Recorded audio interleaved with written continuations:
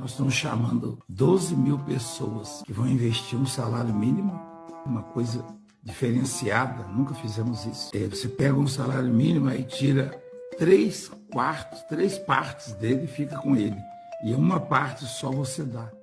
Conhecido por diversas polêmicas, por suas campanhas de arrecadações controversas, Valdemiro Santiago se encontra hoje em um mato sem cachorro. Parece que o acertar de contas com Deus chegou, e ele agora enfrenta uma tempestade sem fim, que pode destruir todo o império milionário que ele construiu nos últimos anos nas custas dos seus fiéis. E no vídeo de hoje, veremos as dívidas milionárias de Valdemiro Santiago.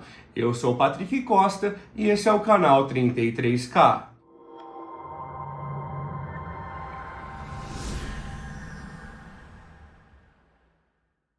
Meus anjos, e tudo começa em 1979, quando o Valdemiro Santiago ele tinha 16 anos e resolveu aceitar Deus na sua vida. E entrou para a Igreja Universal do Reino de Deus do Bispo Edir Macedo. E nesse ponto da história, ele não sabia, mas a sua vida começaria a mudar para sempre. Ele entrou na igreja como qualquer outro fiel, apenas como um frequentador. Mas logo ele foi ganhando espaço na hierarquia da igreja e se tornou obreiro. E algum tempo depois, ele conseguiu chegar ao cargo de pastor. E posteriormente, ele foi consagrado a bispo da Igreja Universal, chegando a ser bem popular por lá. Por ser um dos pastores de confiança do bispo Edir Macedo, logo ele foi enviado para o continente africano para expandir o alcance da Igreja Universal. E em 1996, Valdemiro e outros 3 pastores saíram para pescar em uma pequena embarcação em Moçambique. E ele conta que o barco apresentou um pequeno problema. O barco virou, mas não chegou a afundar. E ele afirma que para se salvar, segundo ele nadou durante 8 horas em um mar que era repleto de tubarões brancos. Bicho era bom, né? Nadador nato.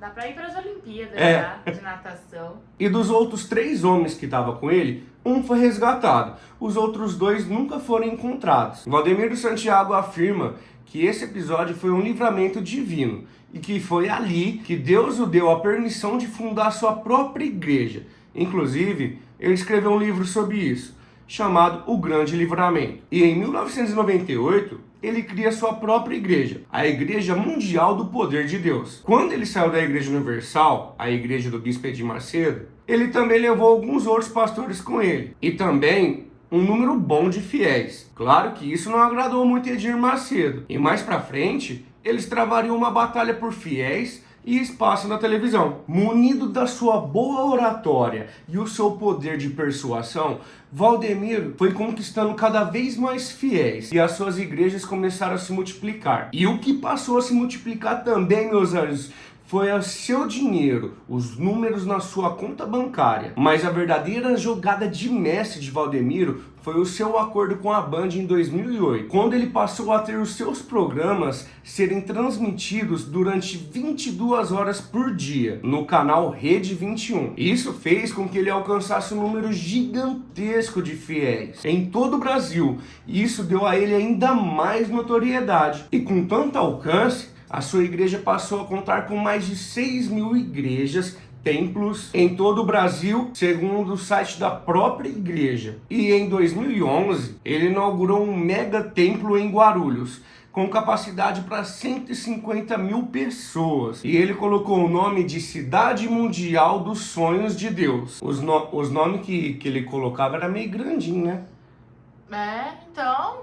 E com esse crescimento espantoso, seu antigo mestre começou a se incomodar. E para tentar recuperar o espaço perdido, o bispo Edir Macedo ofereceu uma quantia ainda maior ao grupo Bandeirantes para ele ficar no lugar de Valdemiro na programação. Sem falar que em 2012 a Record, que é a emissora do bispo Edir Macedo, exibiu uma reportagem especial onde contava a história de 2 fazendas milionárias compradas pela igreja e depois passado para o dono da igreja, que no caso era o Valdemiro. As 2 totalizavam aproximadamente 50 milhões de reais. E para dificultar ainda mais a vida do Santiago, Edir Macedo passou a usar os mesmos horários da programação de seu concorrente para prejudicar sua audiência. Tudo isso começou a minar aos poucos o prestígio do pastor e as finanças da igreja. E então, muitos problemas e polêmicas começaram a pipocar no colo do Valdemiro. Em 2015, a igreja foi obrigada a fechar algumas de suas filiais fora do país, já que no Brasil as dívidas se acumulavam. Pastores e filiais espalhadas pelo Brasil começaram uma greve, pois eram obrigados a enviar praticamente todo o dinheiro para a sede da empresa, enquanto suas contas mensais, como água, luz e aluguel, ficavam sem pagar. Então, todo o dinheiro que as filiais arrecadavam era mandado para a sede. Não tinha dinheiro nem para pagar água, luz, aluguel. Aí é mancada. É ou não é?